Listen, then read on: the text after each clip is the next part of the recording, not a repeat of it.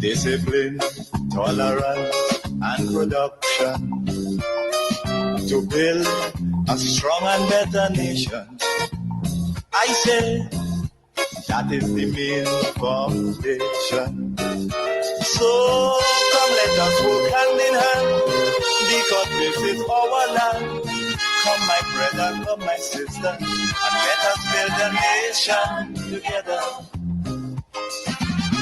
Oh, yeah, yeah.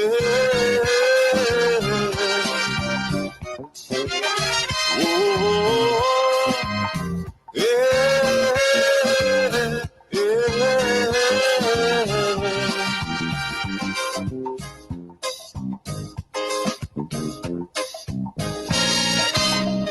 Remember, the key to success is working hard. For our country, we must have regard. Forget all your differences, let we start to build. Yes, forget all your differences and let us start the building process, and in some cases, the rebuilding process.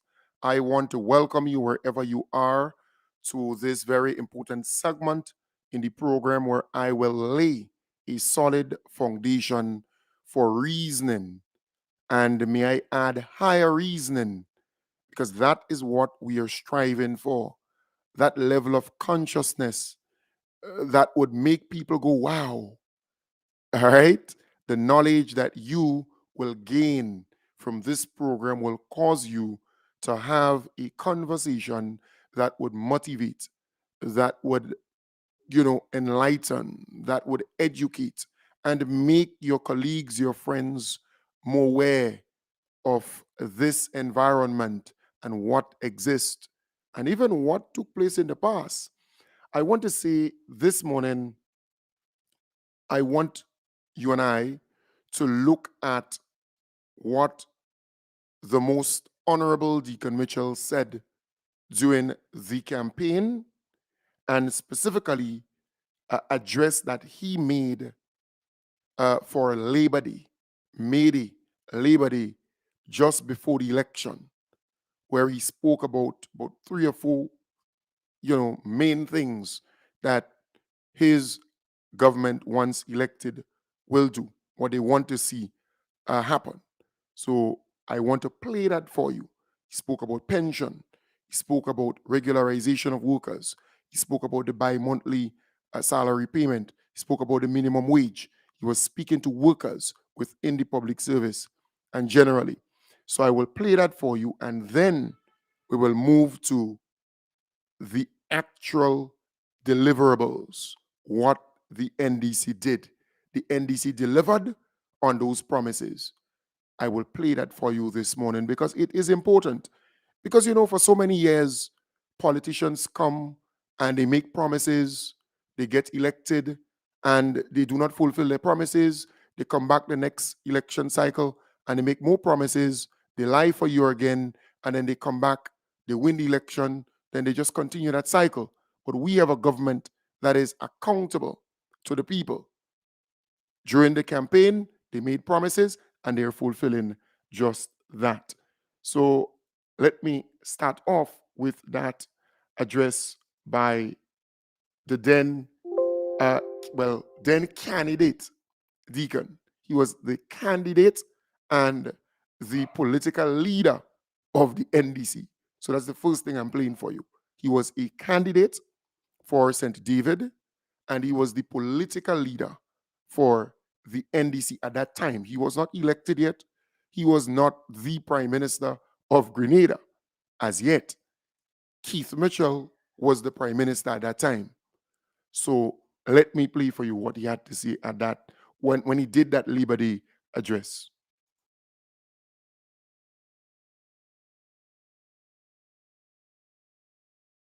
Fellow citizens of Petite Martinique, Carriacou, and Grenada, please join me in congratulating and celebrating our workers of Grenada on May Day 2022, or International Workers' Day 2022. This annual public holiday is a mark or tribute to our workers in Grenada who have built and continue to build the tri-island state of Grenada. 35 years ago, the National Democratic Congress was formed by its founders from a desire to stand with our workers and to protect the hard-fought-for benefits that our workers had managed to gain over several decades of struggle. Today, as leader of the National Democratic Congress, and on behalf of the National Democratic Congress, I assure our workers that the National Democratic Congress remains committed to further enhancing and protecting the benefits that our workers deserve. Now, more than ever in the history of our nation, our workers face serious challenges affecting almost every aspect of their lives and standard of living. From low wages to job insecurity, to lack of social security benefits, to lack of access to financing, and high and ever-rising cost of living. But these and other challenges have always been confronted by our workers, and they have always met them head-on and continue to meet them head-on. As I stated in my first national address, and which I repeat, as a nation, we must recognize and reward the dignity of work. It is the workers of our nation that have built this nation. We must encourage and reward worker productivity. Our workers must have a major stake in the economic benefits of our country. There must be an end to the so-called contract work. Our workers must be made permanent or be given indefinite status and job security. Our workers, not just public service workers, but all workers, must be paid pensions or gratuity upon retirement. How we pay our workers must also be transformed. We believe that our Grenadian workers should be paid twice a month. This adjustment will translate to more spending power for workers. Bi-monthly payments or payments made twice a month means that our workers can go to the supermarket more frequently and better take care of their basic needs. As promised in my first national address, the National Democratic Congress will be providing further details in the coming days on its plans to address the critical issues facing our workers, including our plan for payment of the pensions to our public workers, our plans to move the payment of salaries across all sectors to bi-monthly payments, our plans to regularize the status of contract and Imani workers, and our plan to provide an effective, efficient, and cheap dispute resolution mechanism to address disputes between workers, unions, and employers, including amendments to the Labor Code to remove the distinction between essential and non-essential workers. So, while we have serious issues to address as we move Grenada forward, May Day 2022, like all previous May Days, is truly for noting, highlighting, and celebrating the fantastic accomplishments of our workers. Right. So that was candidate Deacon Mitchell and the political leader of the NDC at that time. And you heard there in that address, he spoke about what the NDC will do once they get into office. They would look at regularizing workers. This contract work thing has to be, removed, or you have people on indefinite, uh, arrangements within the service. So it's not just a temporary thing. So he spoke about regularization, pension, gratuity, bi-monthly salary, and he spoke about the wages, right? The wages of workers and so on there. And that was the political leader of the NDC. And it's very important that you understand that. That was not the prime minister. Eventually, the NDC won and he became prime minister. But let us look at the promises that he made, right? And what they have already fulfilled or delivered on. You heard the promises there, but let's look at what they were able to deliver on, because that's also very, very important. So let's look at the whole issue of pension and what took place, right? Because that was really the big issue during the election time. And the NDC delivered on the issue of pension and gratuity. The NDC delivered on that. Let me say to you also, well, let me play for you also that promise he made about pension during the election campaign. So let me play another piece where Deacon Mitchell at the time, right, spoke about pension and gratuity. He's now Prime Minister. He's now our beloved Prime Minister. He's now the most honorable Deacon Mitchell. But at the time, he was Deacon Mitchell campaigning to become Prime Minister and to become, well, at least to have the NDC win the election. The National Democratic Congress will pay the pensions to the prison officers, the police officers, the teachers, and the other public servants who've been denied their pensions over the last several decades. I've said repeatedly when asked again, including today, when I met with a foreign representative, how we intend to pay. I said we will use all of the means available to pay, including borrowing if we had to. I reiterated that the cost of borrowing is cheaper today than it has ever been in the history of economic activity in the OECS. And it is cheaper for governments to borrow than it has ever been. I reiterated that the paying of the pensions is in fact a stimulus package for the economic development of PT Martinique, Carriacou and Grenada, because the money is being spent in Grenada, on Grenadians, and it will help to spur economic activity in Grenada. So we could contrast that, for example, with paying 161 million EC dollars because of a personal grudge with WRB to buy back the shares. The $161 million was sent outside of Grenada.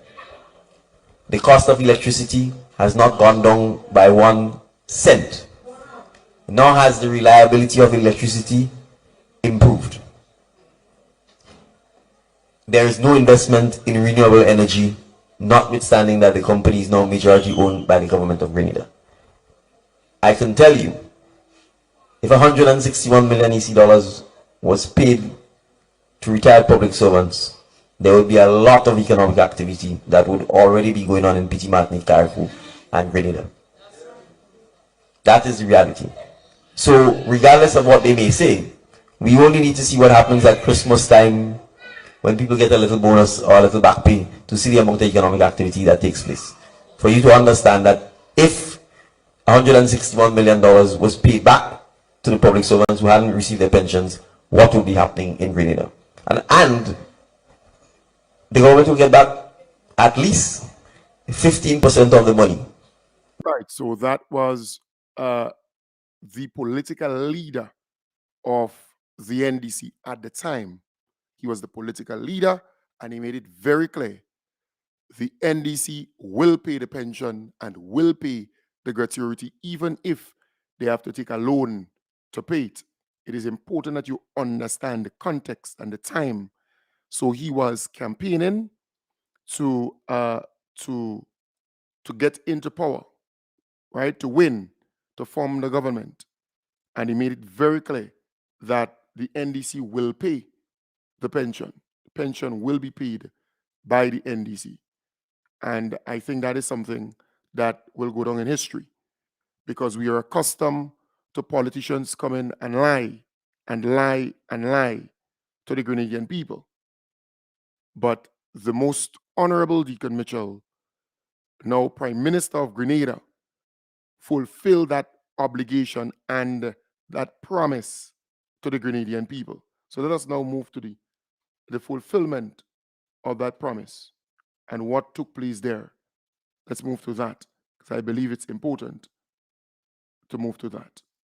Prime Minister Deacon Mitchell says it was no coincidence that the NDC chose to pay retroactive pension from November 30th, 2022, rather than waiting until 2023 under the next budget cycle.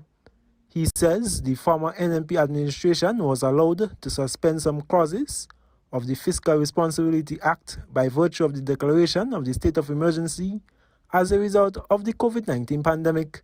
Prime Minister Mitchell adds that the suspension essentially waylaid the operations of the Fiscal Oversight Review Committee. However, with the end of the state of emergency on April 4th this year, the Prime Minister notes that under the next budget cycle, the NDC administration will be required to comply with the 3 rules set under the Fiscal Responsibility Act. Right. So pension was paid. All right. Pension was paid. They went to Parliament. They passed the supplementary provisions or budget for that purpose, and pension was paid. So let me now play for you the exact thing, a nice piece where public servants were smiling. In fact, the longest serving, or the one that was waiting for the longest to get her pension, she was actually first up to get that check. Privilege of being one of our eldest retirees to be receiving pension benefits. I know today you will smile.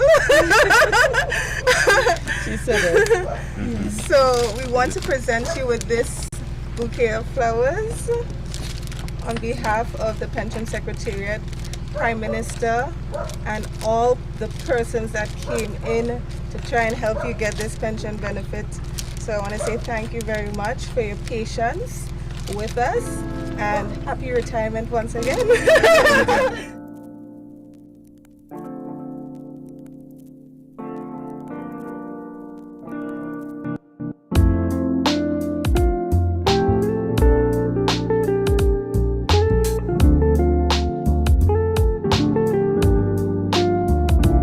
Welcome to the Ministry.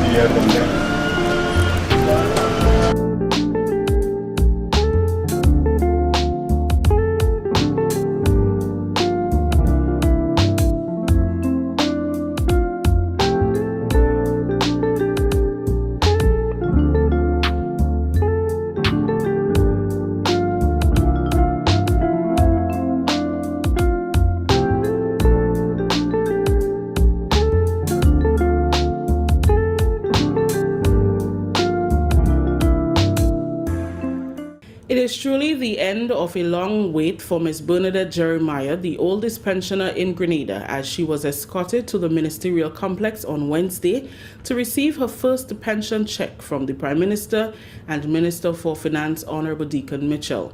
Retired since 2004, Ms. Jeremiah was among the 300-plus pensioners to receive their first retroactive payout on November 15th.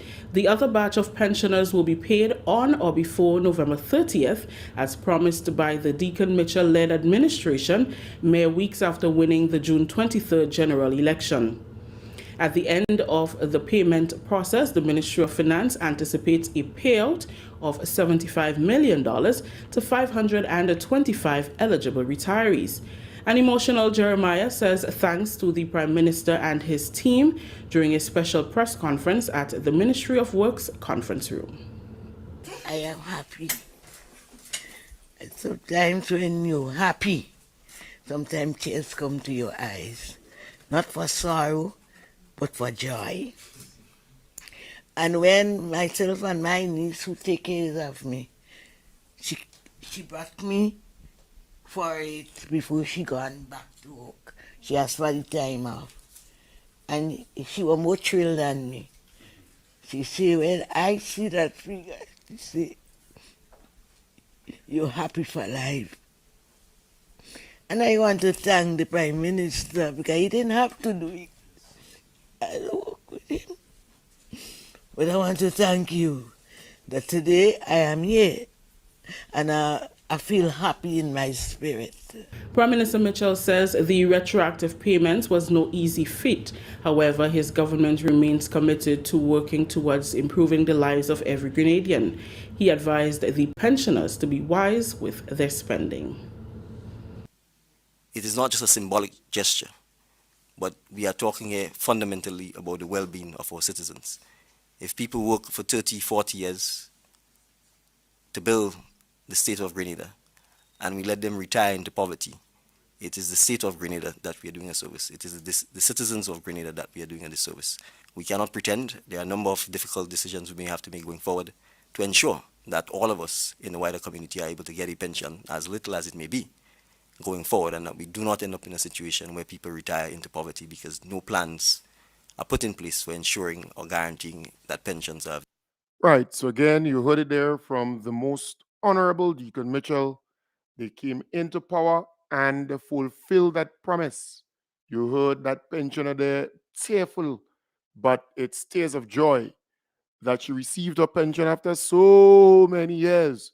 But folks, don't forget, Keith Mitchell actually spoke about this whole pension issue just before he lost the election. Remember, this man brought a lot of public servants, senior public servants, and so on, to I think it was the Trade Center. And boy, is what he didn't say. So I want to be fair here to play for you a little piece of what he had to say. That was Keith Mitchell as Prime Minister. And it shows how disingenuous that guy was compared to our most beloved Prime Minister, the most honorable Deacon Mitchell. Prime Minister Dr. The Right Honorable Keith Mitchell says the payment of state pension to public workers must be properly managed to avoid completely derailing the economy and crippling the country's future developmental plans. Dr. Mitchell told the gathering on Tuesday during his national address that government, unions, and stakeholders must collaborate to set out a viable roadmap under which the obligations could be met. The recent High Court ruling reinstating public sector pension scheme rules creates a huge financial pension obligation that is additional to government's contribution to the National Insurance Scheme on behalf of state employees. The 2022 fiscal impact is estimated at between 2.2 and 7.9% of the GDP, largely depending on how current employees who already meet the reinstated scheme eligibility conditions react to the court ruling. According to Dr. Mitchell, the payment of pension to workers will require government to source an additional estimated $400 million. While these fiscal obligations of the court ruling are still being tabulated, preliminary indication, and these are just preliminary numbers, are that we will have to find at least $465 million. Sister brothers, take that in. $465 million. That's not all. And then on average, we'd have to find $120 more million each year for at least the next 37 years.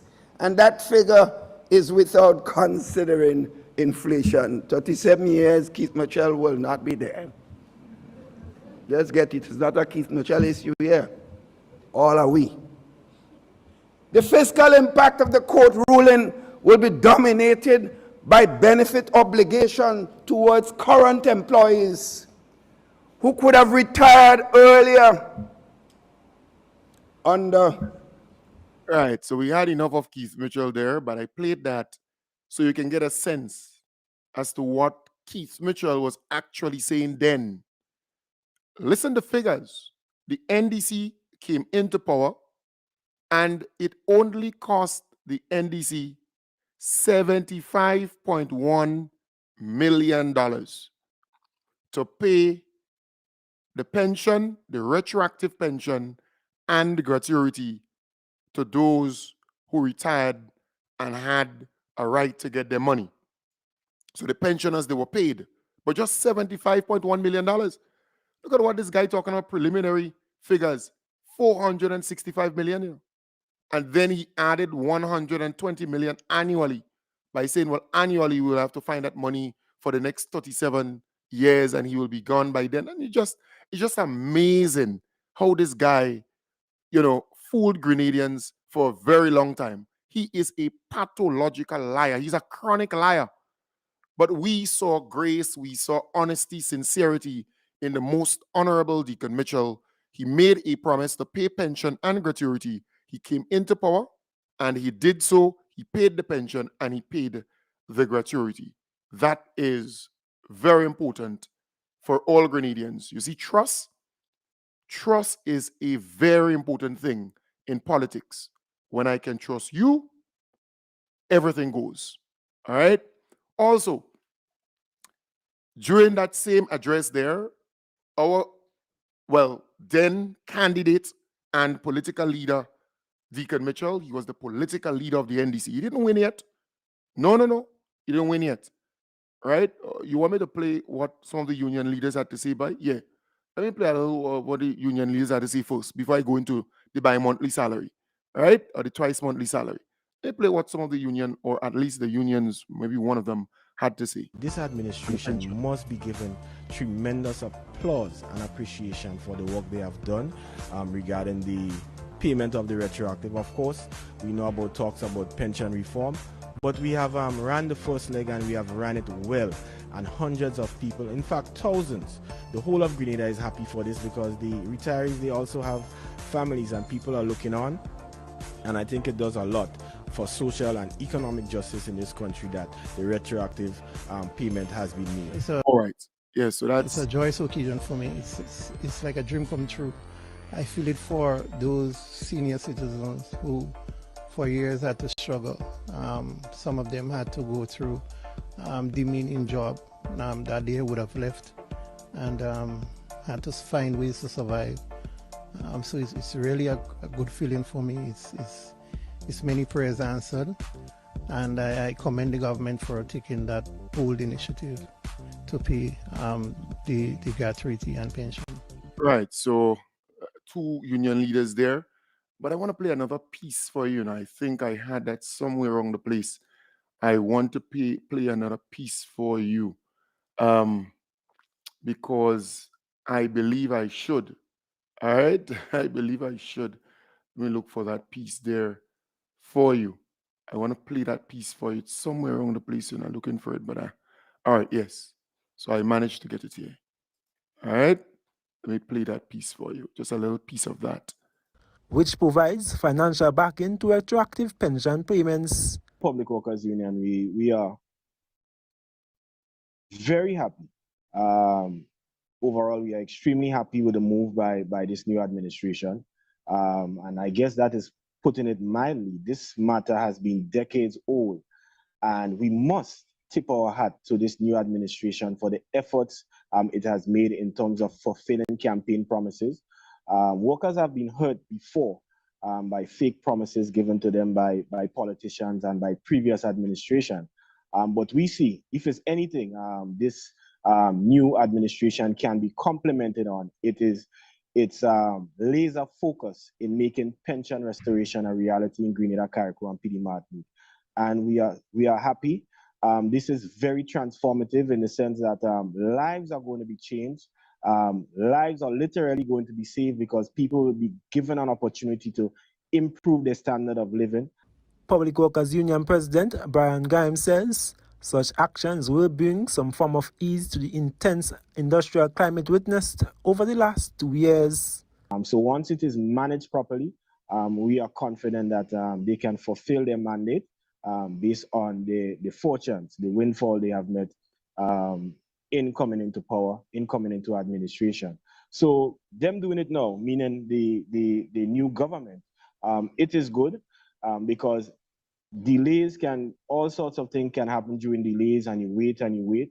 In the meantime, workers die without a pension. In the meantime, people are wondering. Right. So, okay, nice. That's Brian Grimes there. And you know, I always see him as a razor blade.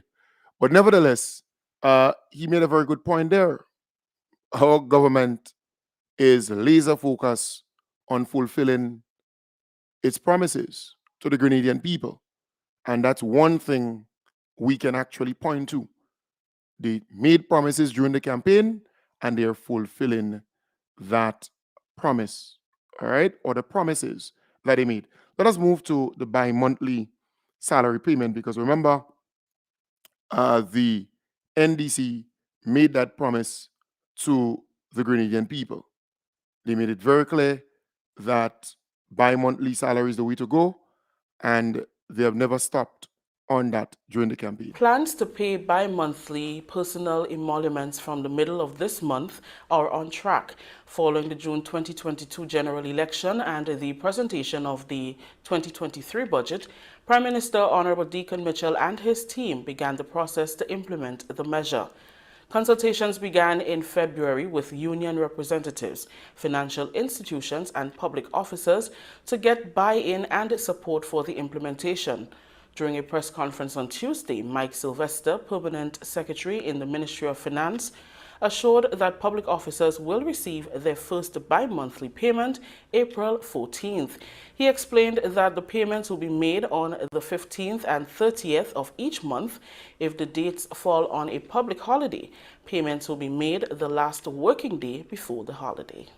We've had extensive consultations with all key stakeholders, including and in particular the banks and credit unions, who are main players in this, in that they are the ones who would initially receive the resources of the workers and pensioners. And we have been given the assurance that they are making preparations or have made preparations to basically facilitate the twice monthly payments.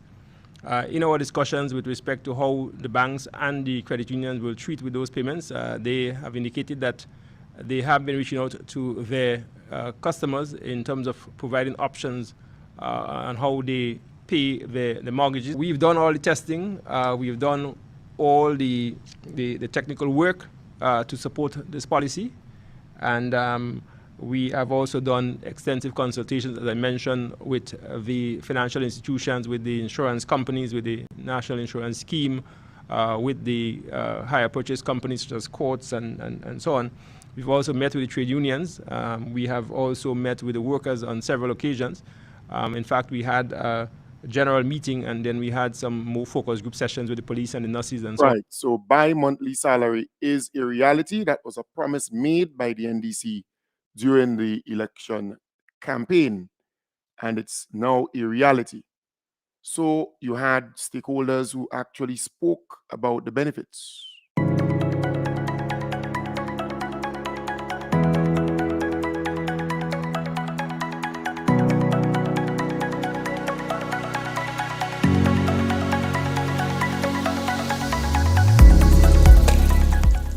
I generally do believe that is good for the point of view that to stimulate the economy, money in people's hands, generally they would not find it so burdensome to wait till the end of the month. Think about commitments of people who have young children, for example. It would make sure that they can sustain the activity of that, be it daycare, be it buying supplies for the kids. That helps in that regard. What we have to do as a nation is make sure that we manage our affairs, and it goes for everything else. But generally, I think it's a good idea because it's not just Grenada. It happens all over the world, and some places actually, even before this pronouncement, a lot of business places would pay certain workers, not everybody, but certain workers and certain sectors of the private sector definitely would have bi-monthly payments already. Right, so became a reality, and you heard there from stakeholders. They're extremely happy with that, and workers too. Workers actually commented and spoke about it.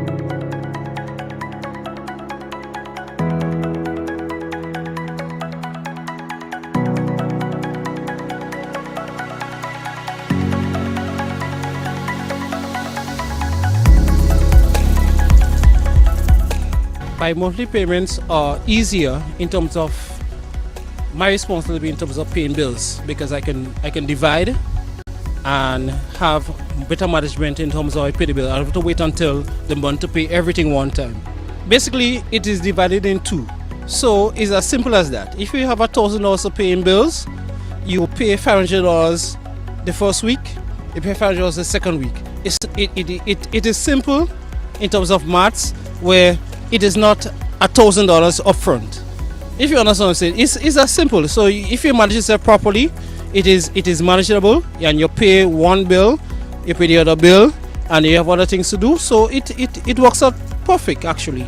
It is a good idea because I've been in the system for a while now.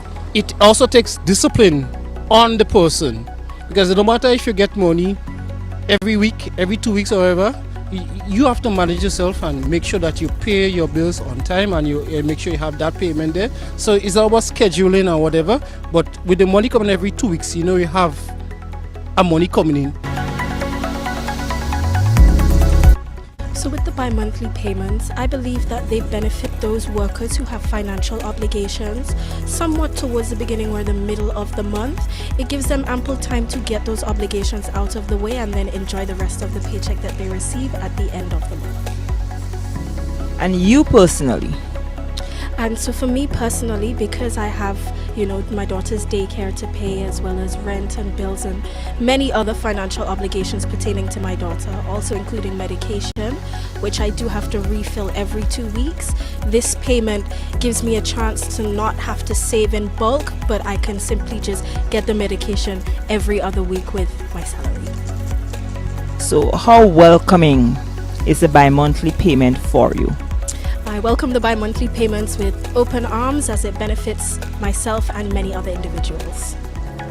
Of course, right? You heard there, that's a young lady, well-spoken, very brilliant indeed. And, that is what you want. Young people who can articulate well and who can see the thing for what it is. She highlighting the benefits for her personally. Daycare, she has to pay the bills. She has to buy, the Pampers, the wipes, the milk, and so on. And then the other gentleman saying, hey, you just manage that thing and it will be good. But what is amazing? Listen to the old cock, because I think it's important to set context. Listen to the old cock and what he had to say on the bi-monthly salary payments. Well, I strongly advise against it because we had looked at it.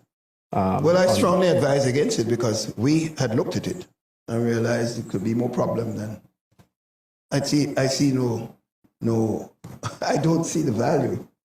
It can in fact provide enormous administrative problems for the staff and the service as a whole and over the country, because you have to understand people are used to this monthly salaries. What happened was when the thing was officially advanced recently, because don't forget that came on before, and we looked at it and realized there were no real advantages for this. According to Dr. Mitchell, it will call for significant adjustments by individuals, including by financial institutions, and he is not satisfied that people are prepared to make the necessary changes. But let's face it, I'm used to be doing business. I get my salary end of the month. I can already calculate how I'm going to live when I pay my rent or my mortgage or when I pay my car note and so on. No, I don't have to readjust my whole processing of how I operate. I have the same amount of money. The question is, I don't know what the banks will do. Will they take, for example, you have a loan in the bank, will they take the first payment you get, if there's enough money to take that as a loan? I don't see them saying, let me take half now and half tomorrow. That don't make no sense. Right. So it's Keith Mitchell is like an old BlackBerry, Keith Claudius Mitchell is like an old BlackBerry. He's not a smartphone. He's not like a smart watch. He's not like a smart television. He's not smart. This guy, Keith Claudius Mitchell, is like an old BlackBerry. Just cannot be updated. This old cock. This guy is it's amazing, On the issue of pension, you heard what he said. The thing came true. It happened. Workers are happy. On the issue of bi-monthly salary, you heard what he said. But listen to the workers and listen to everybody out here. The guy's outdated. He's outdated. He's old and outdated. That old cock really need to go and rest. The guy's like an old BlackBerry. The old BlackBerry phone just cannot be updated. It's so outdated that it cannot be updated. He's not like a smartphone or a smart watch or a smart TV or a smart television. The guy is just out of this modern reality. He's analog. He's black and white TV still. You know, that old cock need to pack up, but it's amazing. It is amazing. But let's move to regularization because our political leader at the time spoke about regularization of workers. Don't forget that. He spoke about that, regularization. We need to regularize workers. You don't need to have two public service and that kind of stuff. Let's put workers in right stead so that they can, chant their own destiny. And it came true. Yes, it came true. He announced that only recently, a couple of days ago. Good morning. Thank you for coming. Cabinet Secretary, good morning. Thank you for coming. Members of the Grenada Union of Teachers Union who are present, good morning. President, I see also Grenada Manual Maritime Intellectual Workers Union representative present, good morning and thank you for coming. I want to start by reiterating the government's commitment to taking on what is undoubtedly a complex and difficult task. It is easy to run away from things that you didn't create. And clearly, we've inherited the situation, and as so ably contextualized by P.S. Marshall, this goes back at the earliest to 2013. As a nation, we entered a structural adjustment program. Significant sacrifices were made by the nation as a whole. Our fiscal situation was in a bad shape, and policy decisions were taken at the time, particularly fiscal ones, that we still live with today. I don't know that the structural adjustment period has ever ended. I knew it started, and I've never heard of an official end. The taxes have largely remained intact, and to a large extent, when it comes to the public service, the varying methodologies and modalities of work continue. We promised that this was something we were going to tackle. I want to compliment P.S. Marshall and our team for the tremendous work that they've done. I think the quality of the presentation this morning, I think, is testimony to that. It's systematic, it's strategic, and it's also realistic, because we must accept, as PS indicated, the government isn't going to simply be able to employ every person. We have to be practical. We have to make sure that our productivity is also, and our customer service is also significantly improved. Because as I said at the forum yesterday, if we perhaps do a survey of ourselves and ask the public what they think of our service levels, I kind of have the feeling I know the answer, and I'm not so sure it will be a positive one. So I think we also owe it to the public to ensure that we raise our productivity, we raise our service standards, to make sure that internally we are happy and optimistic group, but that also externally people view us in a happy and optimistic way, and that they want to actually come to the public service to get the service that they deserve. This obviously is going to be rolled out over a period of time. There's a lot of work we have to undertake to make this successful, and I'm emphasizing we, because the government, without partnership from the unions, without partnership from the employees who are impacted, without partnership from the public, without partnership from the government as a whole, will not be able to make this a success.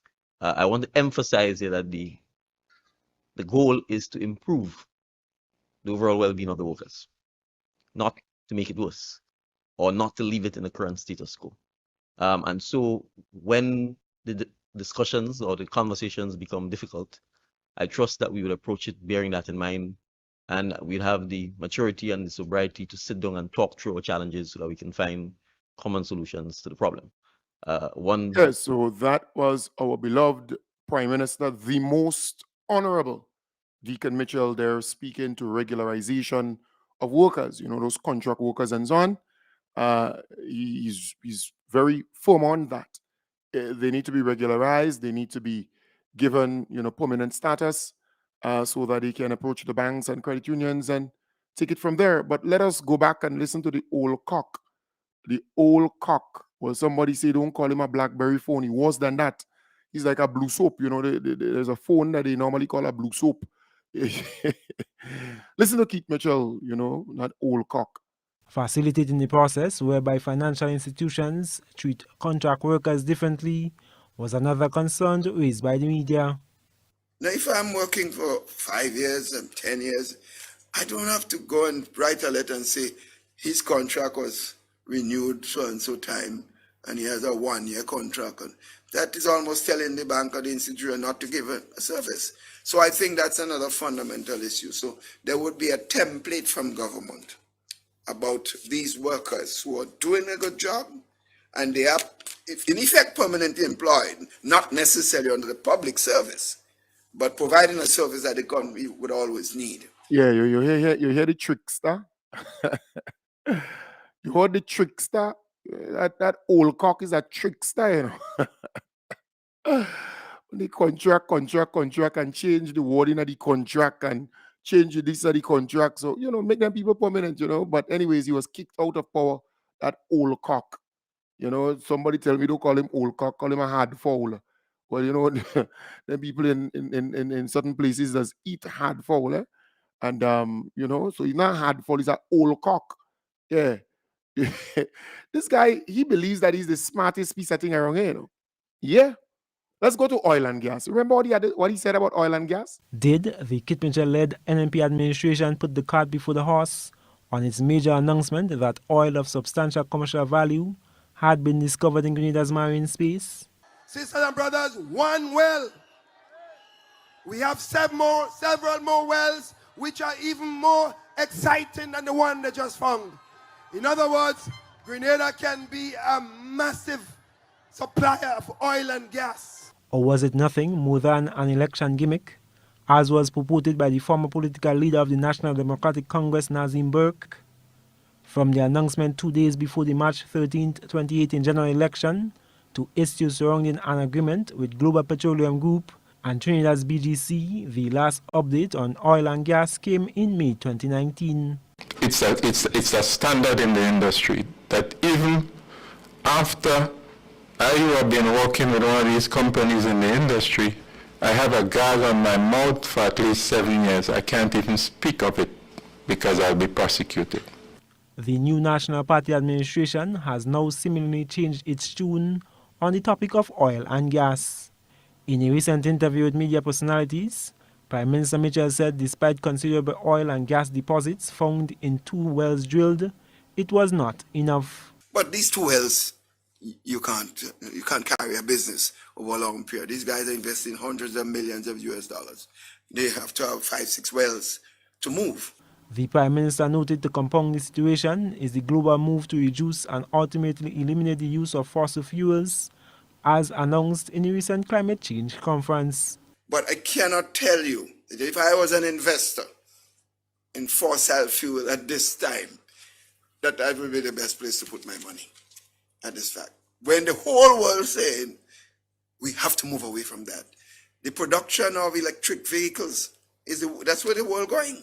He says Grenada's future in oil and gas remains doubtful. At this point, I am not very hopeful that you will see a serious investor starting to drill again immediately until he's satisfied that the output of his investment will be in his interest. I am Gerard Joseph. Yeah. Oh, God. Yeah, that's the old cock. He think he's smart. He too bad-minded. You know, what wrong with Keith, boy? What wrong with that old cock? Huh? And, you know, there are people who want to return to that level of nasty behavior in public life, in my belief, you know. There are a lot of people who want to return to that thing, you know, that old piece of thing and that kind of bad behavior. Lie. Keith Claudius Mitchell is a pathological liar, you know. This guy would lie for anything. But there are people who supporting that, who love that, from different strata in society, different levels. And there are some people who profess to be Christians and they believe in the Lord and Savior. They believe in Jesus Christ as their Lord and personal Savior, and they're supporting that, you know. I'm telling you, yeah, you think they're easy, but boy, oh boy, it's amazing. But thank God, I'm here to expose this individual and to make comparisons, right? Having a conversation like this with the evidence on the table. And look, for the folks who are listening via radio, you're not seeing what the folks on Facebook and YouTube are actually seeing, because I'm playing video.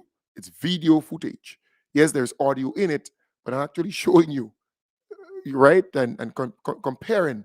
This is what our most honorable Deacon Mitchell had to say during the campaign, the promises he made, and the promises delivered, the promises kept and fulfilled, and what Keith had to say, the old cock, that old expired corned beef, that old BlackBerry, well, they say it's a blue soap, them kind of phone, that analog television, what he had to say, and all the lies and so on. I put it on the table. So you be the judge. You take that and analyze it. All right? Take good care. Have a wonderful day. I'll be back with you tonight in the hub, starting from 8 in the PM.